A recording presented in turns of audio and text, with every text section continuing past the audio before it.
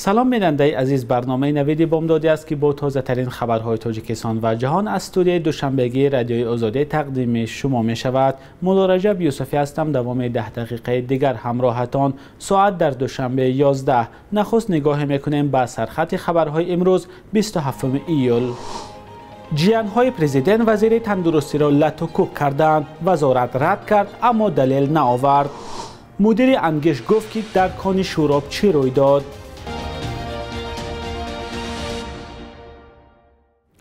با اطلاع دریافتی سه خواهرزاده امام علی رحمان پرزیدنت تاجیکستان شام 20 ایول پس از مرگ مادرشان قربانی رحمان و پزشکان بلندپایه از جمله وزیر تندرستی کشور را لط و کوب کردند. جمال الدین عبدالله زاده وزیر تندرستی تاجیکستان و خل محمد رحیم زاده مدیر مرکز طبی نزد دستگاه اجرایی پرزیدنت در نتیجه این حمله سخت مجروح شدند.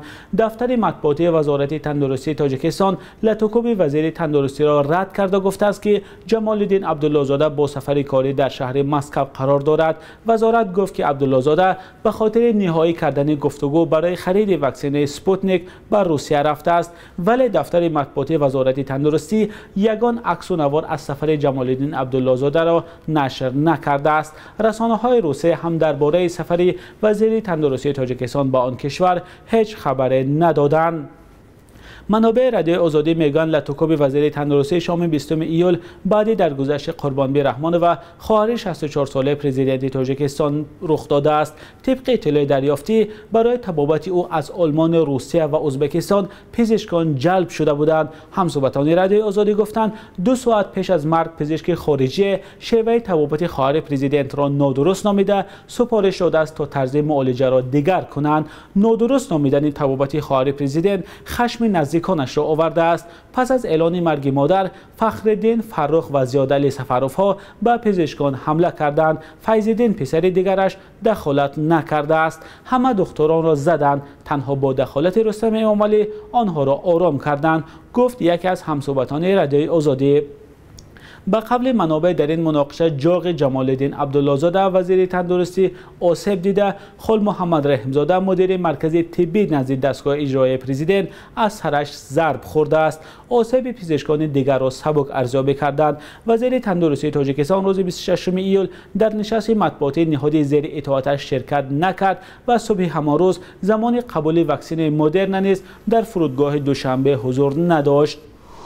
پس از 2 روز ترکش در کان انگیش شوراب، مأموریت کارخانه تفصیلات آن را آشکار کردند. نسیم کریموف مدیر کل شرکت انگیش روز 26 ایول در نامه به رادیوی آزادی نوشت در واقع ساعت 16 روز 24 ایول از زیر زمین گاز کربن اخراج و قسم از کارگران زهرآلود شدند. اکثر کارگران با یاری اول نجات یافتند، ولی سردار حفظ عبدالمنان تاشبایو 61 ساله فوت دید. از او 2 فرزند ماند.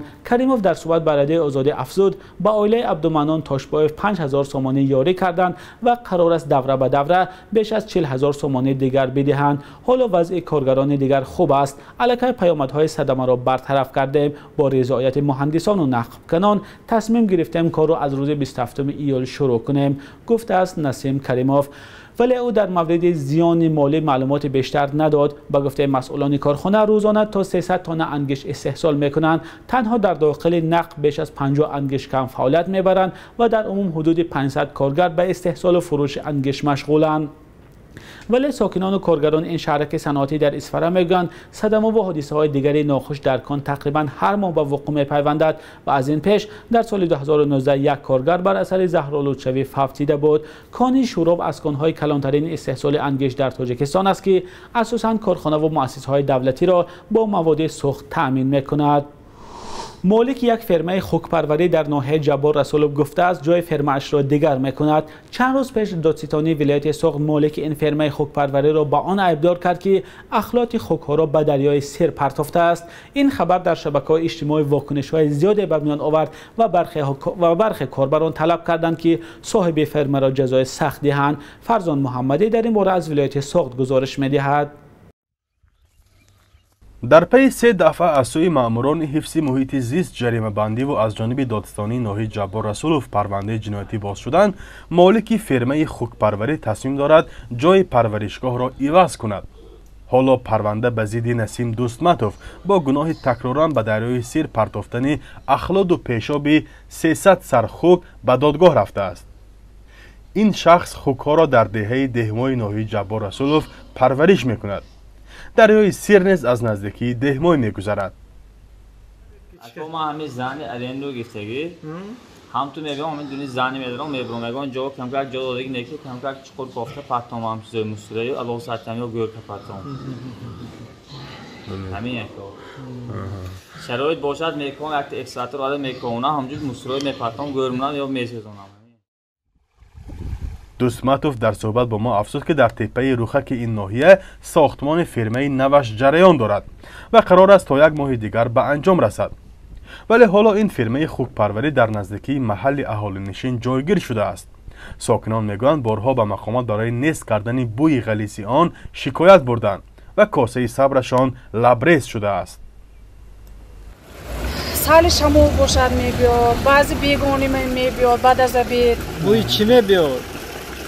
ندونم مکن بوی چی وای مطرتی چی نزاپت вообще بوی همه خوکا میاد. فرقت خواجه‌زاده دادستان ولایت سوخت چند قبل در نشست خبریش به روزنامه‌نگاران گفت به ضد نسیم دوستمتوف تنها بر اساس ماده 226 قسم 1 کودکس جنایی یعنی افلاس یا آلوده کردن آبهای روی زمینی یا زیر زمینی پرونده گشودند. این بند قانون از 140 تا 240 ساعت کاری حتمی، جریمه یا تا 2 سال محرومی از آزادی را در نظر دارد. боиси гирифтори одамо ба бемории сироятӣ ва устухонӣ шуда метавонад. در تاجیکستان که اکثر ساکنانش مسلمان هستند از خوردن گوشت و روغن خوک پرهیز میکنند، هرچند شماره کمی افراد آن را برای تبابت از بیماری استفاده میبرند. ولی به قول این خوک پرور خریداران اساسی این نوع چاربوهایش چینی ها هستند که در کارخانه های عظیم صنعتی کار میکنند. مسئولان اداره حفظ محیط زیست در ولایت سوخت میگویند در پی مراجعت ساکنان حالا اکثر فرمه های خوک پروری در شمال کشور را زیر نظارت گرفتند. با این حال شماره عمومی خوک های خانگی در پرورشگاه های تاجیکستان معلوم نیست. اما مقامات سر چند وقت از حمله خوکان وحشی به مزارع یا زمین های کشت خبر میدهند.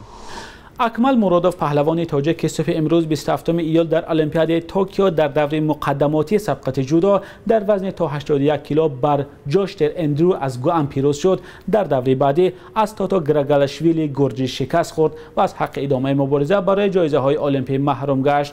در رده‌بندی جهانی اکمل مرادوف 25 ساله در زینه 53 و تاتو گراگالاشویلی 21 ساله در زینه 3 قرار دارد. بخش یک روز تاریخ را همکارمان خیرامان بقازاده تقدیمتان میکند که مهمترین تحولات تاریخی در روز 27 ایول را فرا میگیرد.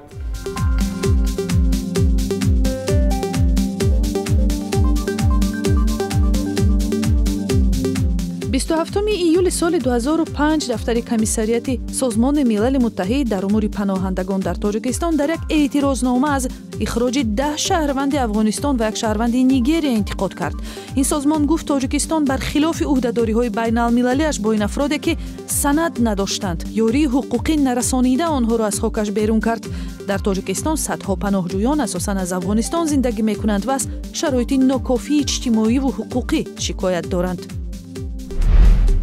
27 ایول سال 2008 وزارت فرهنگ تاجیکستان منع فعالیت 2 سازمان دینی غیر اسلامی، گروه نصرانی حیات فراوان و جماعت ایمانداران را تمدید کرد. در تاجیکستان فعالیت‌های سازمان‌های دینی تحت نظارت شدید بوده. در سال‌های استقلالیت سازمان‌های زیادی غیر اسلامی مثل شاهدان یهوه منع شدند. 27 ایول سال 1935 مرات اوریپوف یکی از معروفترین ستاره‌های سینمای تاجیک تولد شده است. تماشابینان او را از روی نقش‌های اساسیش در فیلم قسمت شاعر، ابوعلی سینا، سرگذشت‌های خواجه نصرالدین و دیگرها یاد دارند. سال 2018 در دوشنبه درگذشت. بانک ملی تاجیکستان ارزش سامانی را نسبت به اسعار خارجی برای امروز 27 ایول چنین اعلان کرده است: